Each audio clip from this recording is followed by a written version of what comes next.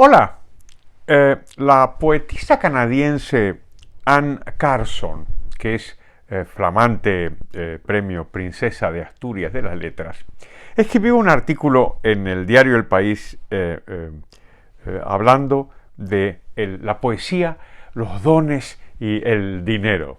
Es un artículo muy interesante que revela los dogmas del pensamiento único que desde hace siglos en realidad siempre ha tenido una muy equivocada actitud de recelo ante el comercio y el dinero. No es un tema estrictamente contemporáneo esto de que el dinero sea una cosa sucia, ¿no? Sino que ya viene desde hace muchísimo tiempo, ¿no? Pero la gracia es que Anne Carson elogia a la antigua Grecia, porque dice, claro, en la antigua Grecia el beneficio no era la finalidad, el intercambio no era mercantil y los hombres intercambiaban dones de poesía por dones de sustento. Y al parecer es una especie de paraíso. Y el dinero, el dinero siempre, el vil metal, ¿no? ¿Cómo era que decía? Virgilio? Auri sacra fames, ¿no? La maldita hambre del oro, ¿no? Bueno, pues la señora Carson dice que el dinero lo cambia todo. Entonces apareció un poeta griego que se llamó Simónides y fue el primer poeta que empezó a cobrar dinero por su trabajo. Qué cosa más mala, dice. Profesionalizó la poesía. Y esto fue muy condenado. Ojo, fue condenado por Aristóteles, ¿eh? Es decir, esta cosa boba no atañe solo a los bobos, sino a los hombres y mujeres muy inteligentes como Aristóteles, que era el más inteligente que había. Me acuerdo que mi padre siempre bromeaba diciendo que Aristóteles fue la última persona que supo todo. Todo lo que había que saber lo sabía. Bueno, pues sabía todo, pero cometió errores muy importantes, como por ejemplo ese, despreciar el comercio y despreciar el dinero. Y en esa línea se inscribe la señora Carson, que dice, condena esto, claro, está con Simónides, que como quería cobrar por su trabajo de poeta, pues entonces ya es un avaro, un tacaño, un codicioso, o lo que sea. Y llega incluso esta señora llega incluso a alabar a Marx, ojo. Dice, la mercantilización marca un momento crucial en la historia de la cultura. Las personas que utilizan dinero parecen desarrollar relaciones entre sí y con los objetos diferentes a aquellas que no lo usan. Marx llamó alienación a esta diferencia. Y le parece malísimo eso de que de pronto haya relaciones mediadas por el dinero. Dice, en una economía de don, eso es lo que le gusta, de don.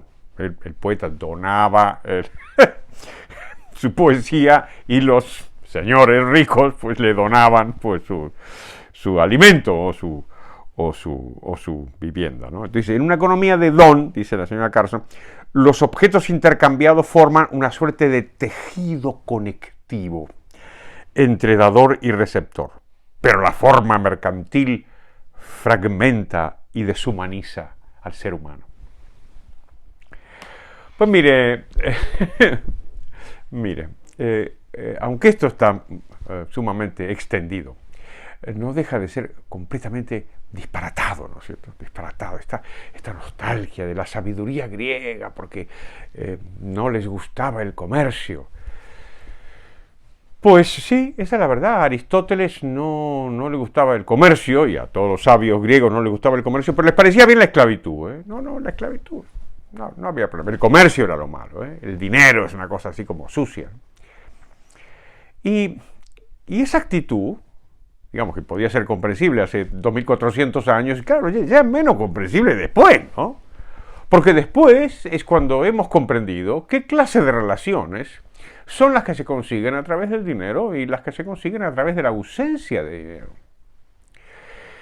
Al menos desde el siglo XVIII eso está argumentado, que decir, los pensadores liberales como David Hume o Adam Smith y después pues muchísimos más, ¿no? E incluso en la propia Grecia, ¿no? Había algunas voces contrarias a esta ortodoxia, por así decirlo, anticomercio, ¿no? Como los trabajos y los días, en fin.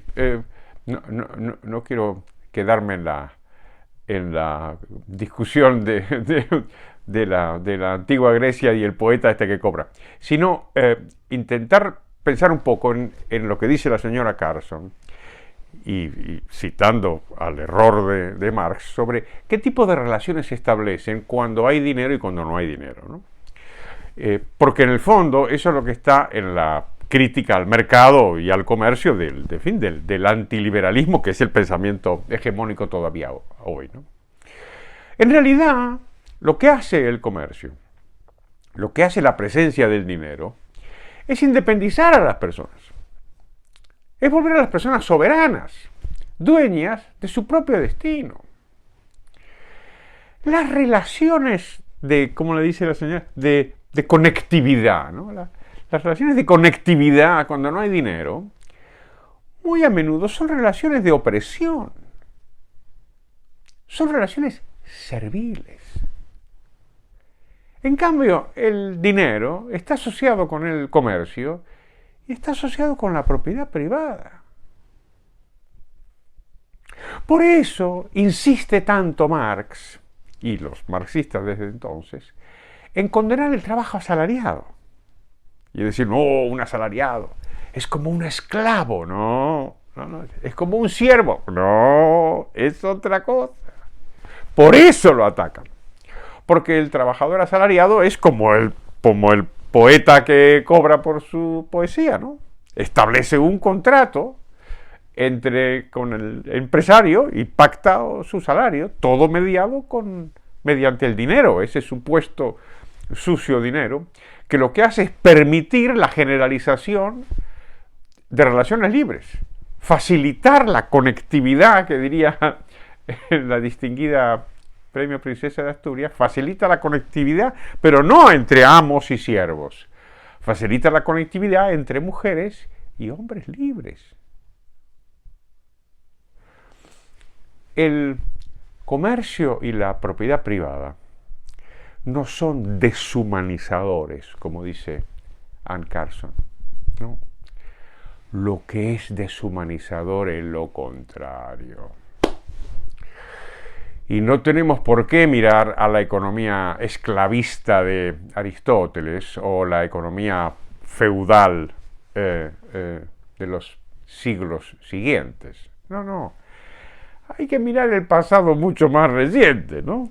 Mucho más reciente. ¿En qué consistió la economía de los países socialistas, del llamado socialismo real? ¿En qué consistió? Pues en esto mismo. En romper la mercantilización, la malvada mercantilización, fue rota. Y todo es una economía de dones. Muy entre comillas, claro. ¿Por qué? Porque al hacer desaparecer el dinero, el comercio y la propiedad privada, los comunistas, igual que los nazis o los fascistas, pero particularmente los comunistas, porque son los más enemigos de la propiedad privada, lo que convirtieron es a los países en cárceles. Eso fue lo que se logró, digamos, mediante extirpar la economía monetaria. También la rechazan los fascistas y los nazis, ¿no? Que no por casualidad también imponen dictadura. Entonces, ¿qué es esto de que el dinero es una cosa sucia que hay que suprimir?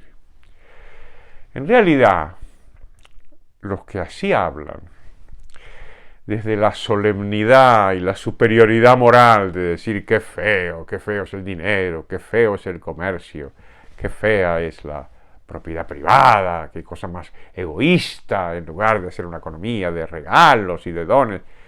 Lo que están diciendo en el fondo, no es que rechazan el dinero, ni el comercio, ni la propiedad privada.